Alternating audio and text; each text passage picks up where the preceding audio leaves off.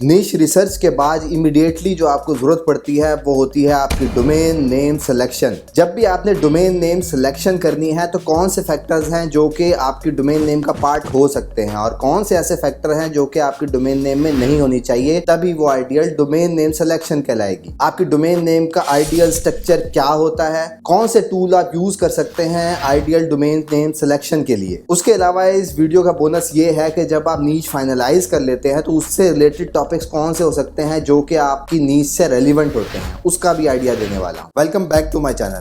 अगर आप मुझे पहली बार देख रहे हैं और एक्साइटेड हैं ऐसी वीडियो के लिए तो चेक कर लें कि आपने यूट्यूब चैनल सब्सक्राइब कर रखा है, फेसबुक पे पेज फॉलो किया हुआ है और उसके अलावा इंस्टाग्राम पे ही फॉलो कर सकते हैं।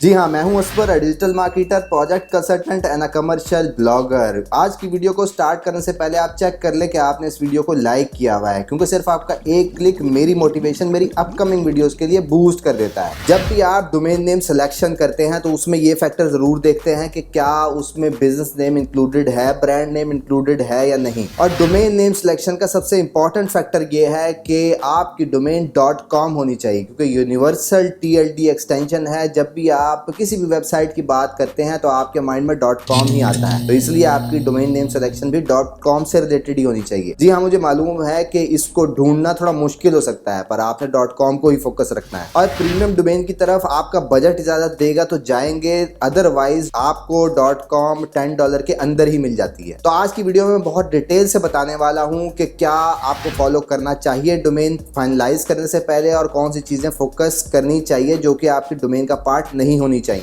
सबसे पहले बात करते हैं इनसाइट्स की डोमेन नेम सिलेक्शन से रिलेटेड के, जिसमें आपका डोमेन नेम ब्रॉड होना चाहिए, यानी कि ऐसा बिल्कुल भी नहीं होना चाहिए कि आपने इतना स्पेसिफिक नीच फाइनलाइज कर ली है जिसपे आपको 50 आर्टिकल्स भी लिखना मुश्किल हो रहे हैं और आपके पास आइडियाज खत्म होते चले जा रहे हैं। और इतनी ज्यादा ब्रॉड भी नहीं होनी चाहिए कि जिसके ऊपर आप लिखते रहें और उस पर कोई एंडलेस पॉसिबिलिटीज हो जिसमें आप उस नीच को कवर करना मुश्किल हो जाए। उसके अलावा तीसरा फैक्टर, डोमेन फाइनलाइज करने से पहले आपने इस चीज को फोकस जरूर रखना है, अपनी नीच को अपनी डोमेन का पार्ट बनाते हुए। गूगल पसंद करता है जो लोग स्पेशलिस्ट होते हैं किसी भी प्रोडक्ट और नीच से रिलेटेड, जिसके मैं आगे आपको एग्जांपल्स भी दूंगा। जैसे कि मैं आपको ऑलरेडी बता चुका हूं कि आपने .com को ही फोकस रखना है, क्योंकि ट्रस्टेबल है और इजी टू अंडरस्टैंड है, याद रखना भी आसान होता है। अगर आप वीडियोस बनाते हैं अपनी डोमेन से रिलेटेड तो फिर लोगों को रिमेंबर करने में आसानी होती है। अगर आप पॉडकास्ट करते हैं, कहीं भी एडवर्टाइजमेंट करते हैं तो वो इजी टू रिमेंबर होता है, इसलिए .com को हमेशा फोकस किया जाता है। उसके अलावा .com का फायदा ये भी होता है कि जब आप लिंक आउटरीच कर रहे होते हैं अपने डोमेन के लिए तो फिर एक प्रोफेशनल इंपैक्ट छोड़ता है आपकी वेबसाइट का, जो कि आपकी वेबसाइट को लिंक देने वाला होता है। उसके अलावा स्पेसिफिक TLDs जिसमें .co.uk, .fr, .us जैसी एक्सटेंशंस आती हैं, वो भी आप ले सकते हैं, पर डिपेंड करता है कि आपने अपनी नीश रिसर्च कैसे की हुई है। अगर आपने नीश रिसर्च में ये देखा है कि UK को टारगेट करना आसान हो सकता है, उस पर कंपटीशन कम है, तो फिर आप इस केस में किसी भी कंट्री TLD की तरफ जा सकते हैं, अदरवाइज आपको .com के साथ ही रहना है। बहुत ज़्यादा शॉर्ट और प्रोनाउंसेबल होना चाहिए आपका डोमेन नेम, जिसका बेस्ट एग्जांपल यह है कि 3 वर्ड्स मैक्सिमम होने चाहिए आपकी डोमेन नेम पर, इससे ज़्यादा बड़ा नहीं होना चाहिए, क्योंकि फिर वही बात आती है कि वो याद रखना मुश्किल होता है और फिर कम्प्लेक्स हो जाता है डोमेन नेम को पढ़ना। अब चलते हैं कि आपकी डोमेन नेम का स्ट्रक्चर कैसा होना चाहिए, जिसमें नंबर 1 पे आता है आपका नीच रिलेटेड वर्ड। वो सबसे पहला पार्ट होना चाहिए आपके डोमेन नेम का, जो कि पार्शियल मैच भी हो सकता है, कोई ब्रांड नेम भी हो सकता है और एग्जैक्ट मैच भी हो सकता है। अब जब ये चीज फाइनलाइज हो गई कि आपने डोमेन नेम का फर्स्ट वर्ड आपकी नीड से रेलिवेंट ही होना चाहिए। दैट सपोज कि अगर आप कैमरा के ऊपर वेबसाइट बनाने जा रहे हैं तो आपकी डोमेन का स्टार्ट कैमरा के वर्ड से ही होना चाहिए, और उसके साथ जो दूसरा फैक्टर आप ऐड करेंगे वो होगा ब्रांडेड वर्ड। इसकी एग्जांपल ऐसी ही है कि अगर आप लैपटॉप के ऊपर ब्लॉग बना रहे हैं तो फिर laptopworld.com आपको लेनी चाहिए। लैपटॉप आपका नीच और कैटेगरी को हाईलाइट कर रहा होगा और उसके अलावा वर्ड ब्रांडेड वर्ड होगा। उसके बाद मैं आपको कुछ एग्जांपल भी दूंगा जिससे आपको समझने में आसानी हो जाएगी कि आपको किस डायरेक्शन में जाना चाहिए और आपकी नीच को आप किस लेवल पे एक्सप्लोर कर रहे हैं, उसके अकॉर्डिंग आपने डोमेन फाइनलाइज करनी है। अब बात करते हैं कि ऐसी कौन सी चीजें हो सकती है जो कि आपके डोमेन नेम का पार्ट नहीं होना चाहिए, जिसमें नंबर 1 पे आता है हाइफन्स, जो कि आपने अवॉइड करने हैं। जिस तरह आप देखते हैं डोमेन नेम पर के best dash laptop dash review reviews.com लोगों ने वेबसाइट ले रखी होती है। तो ये डैश बहुत ज्यादा स्पैमी इफेक्ट देता है आपके यूजर्स पर, और उसके अलावा देखा गया है कि जो लोग भी ऐसी टर्म्स को यूज कर रहे होते हैं वो नॉर्मली स्पैमिंग के लिए ही यूज कर रहे होते हैं। किसी भी ब्रांड नेम पर ये प्रोफेशनल इंपैक्ट नहीं छोड़ता, तो इसलिए आपने अवॉइड करना है। किसी भी केस में आपने किसी भी टाइप की डैश और सिंबल्स नहीं यूज करने अपने डोमेन नेम।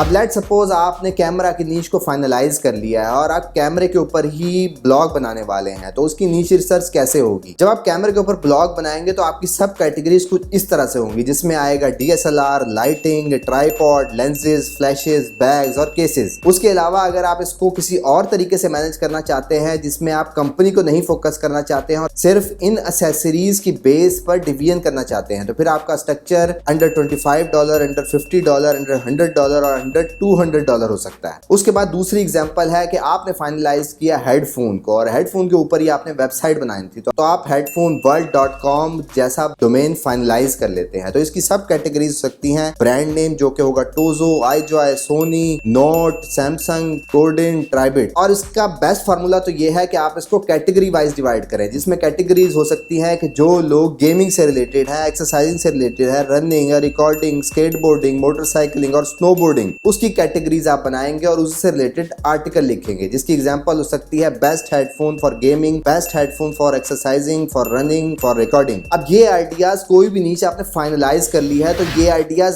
कैसे निकाले जा सकते हैं? उसकी बेस्ट एग्जांपल ये है कि आप amazon.com को ओपन करें और उसके यहाँ पर ऑल सेक्शन पे क्लिक करें। इसके इलेक्ट्रॉनिक्स कैटेगरी को ओपन करेंगे तो यहाँ से आपको मिल जाएगी हेडफोन्स की कैटेगरी। जब आप हेडफोन्स पे क्लिक करेंगे तो ऊपर जिस तरह मैंने आपको ब्रांड नेम बताए हैं वो इस सेक्शन में शो हो रहे होंगे। उसके बाद यही जो आपको कैटेगरीज बताई थी जिसमें गेमिंग, एक्सरसाइजिंग और रनिंग आता है, ये आपको इस सेक्शन में शो हो रही होंगी। सेम इसी तरह अगर मैं नीश फाइनलाइज कर लिया है होम से रिलेटेड और होम लाइटिंग से स्पेसिफिक रिलेटेड मेरी नीश फाइनलाइज हो गई है, जिसमें मैंने कीवर्ड फाइनलाइज कर लिए हैं जो कि लो कंपटीशन है, उसकी कैटेगरीज आप ब्रांड नेम वाइज बना सकते हैं, जिसमें Bellacor, lighting bulbs, amber world, lamp plus, one stop lighting और फॉर मॉडर्न होम्स आता है। अब जिस तरह मैंने आपको बताया है कि बेस्ट एग्जांपल तो ये है कि आप ब्रांड को फोकस करते हुए अपनी कैटेगरीज ना बनाएं, क्योंकि अगर जिसको ब्रांड नेम मालूम होगा तो वो ब्रांड नेम की वेबसाइट पर जाकर ऑटोमेटिकली बाय कर लेगा। वो आपकी वेबसाइट पर इसलिए आया है ताकि नीड के अकॉर्डिंग अपनी प्रोडक्ट फाइनलाइज कर सके। जिस तरह होम लाइटिंग की मैंने आपको एग्जांपल दी, तो इसकी आइडियल कैटेगरीज हो सकती हैं novelty lighting, ceiling lighting, wall lights, lamp and shades, lighting accessories. Same उसी तरह ये कैटेगरीज मुझे मिली